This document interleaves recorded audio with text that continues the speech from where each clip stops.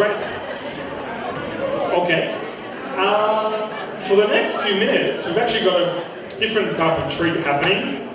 Tony Mance is in the building tonight, aka Jack the Bear, and Jack the Bear has started his own organisation, which is a charity organisation set up to raise money for various charities, as well as help aspiring young artists expose their name and products and support young artists through their tougher times.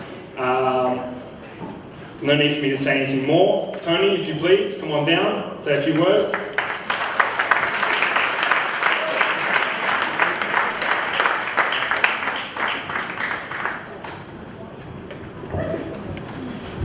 Thank you very much, James. How about having James out in seat tonight? What a great job he's done so far. And to all the dancers as well. Haven't the dancers been great? They've been fabulous. Well, ladies and gentlemen, I'm particularly delighted to be here tonight to speak with you. How about my... Whoa. Yeah, okay. I'm an audio engineer and I should know this stuff.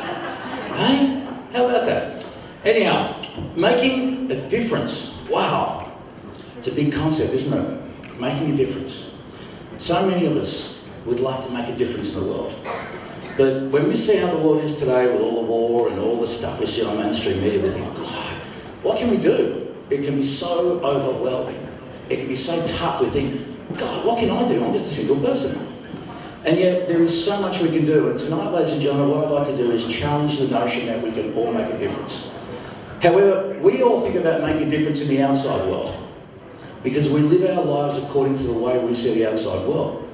But the outside world is actually a reflection of your inner world.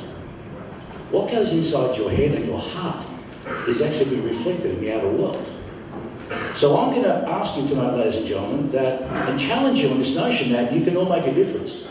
And the best way to make a difference, in my experience in recent times, is to look within yourself. And the best way to look within yourself is to look at your self-esteem. Because the reason why all of us never really quite get to what we want to achieve in life, whether it's in our work, our relationships, our hobbies, our passions, our dreams, ultimately come because we, deep down, when we peel back all the layers, we don't think we're good enough. It's the greatest fear we all have. We're not good enough. We're not smart enough. We're not intelligent enough. We're not good looking enough. We're just not enough. And that is the greatest fallacy that I'm here to tell you.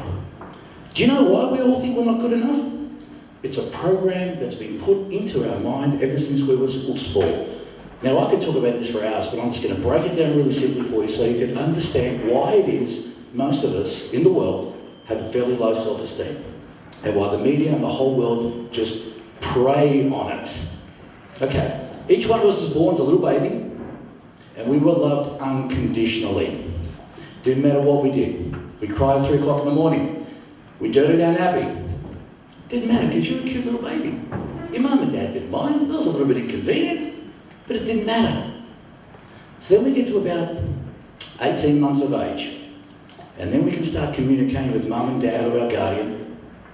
And so all of a sudden, little Johnny, who can kind of understand what his mum is saying to him, is now going to have to behave a certain way in order to get what he wants.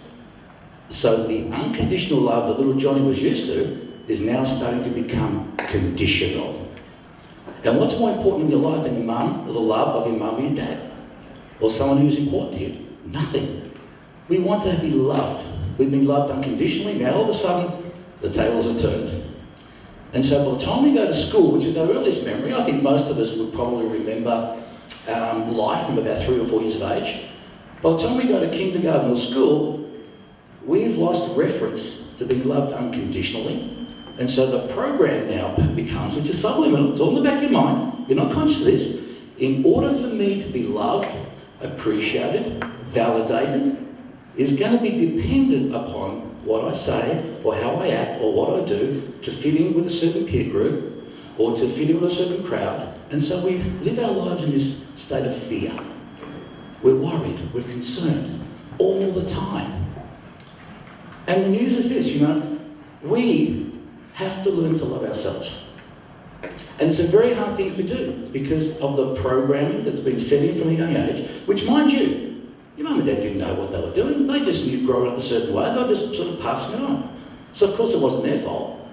But the media, this is how they operate. Why do you think that the world does not want us to be happy? Because if we're always not happy, always looking for things outside of ourselves, they're going to prey on it. Women, you're never going to be beautiful because you don't look this way. You don't have this, you don't wear these dresses. You don't have this fashion going on. Men, you don't have a six-pack, a perfectly 90-degree jawline, looking like, Arnold Schwarzenegger. Women aren't going to love you if you're not driving a Ferrari, having a big fat bank account. And we know that's bullshit. We know that, but we're sucked into it. So, how do we do that? By actually just consciously telling ourselves that we are perfect, because all of you are. We're all here for a reason. We're all here for a reason. We all have gifts. And think about this. At the point of conception, when we were all conceived, if you look under a microscope, what you'll see is there's an egg with millions of sperm around it, but it's not always the first one that gets in there to fertilise the egg. It'll always be one that comes seemingly out of nowhere and gets the job done. You, every one of you, chose to be here. So why? What's your gift? Why did you want to be here so badly in this world? To make a difference. And the best, yes, to make a difference. And the best way to make a difference is by sharing your gift. Each and every one of you have a special gift. Some of you may not realise it at this stage, because maybe you haven't got to that point where you have got your self-esteem. So I would encourage each and every one of you to look at yourselves and understand you're beautiful, you're perfect. There's nothing, absolutely nothing wrong with you.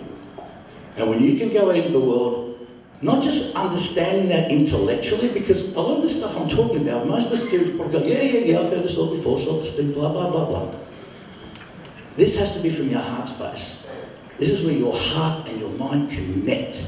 It's not just understanding, it's knowing it to be true. To say, I love myself, and to know it to be true. And ladies and gentlemen, when you can get to that space, as I can tell you I have, that's how you can start making a difference in the world. That's all I've got for you.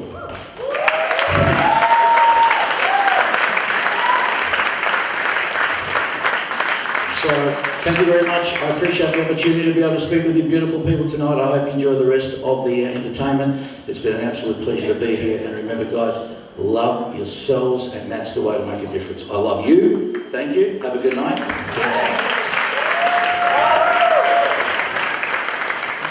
Thank you so much. Thank you, Tony.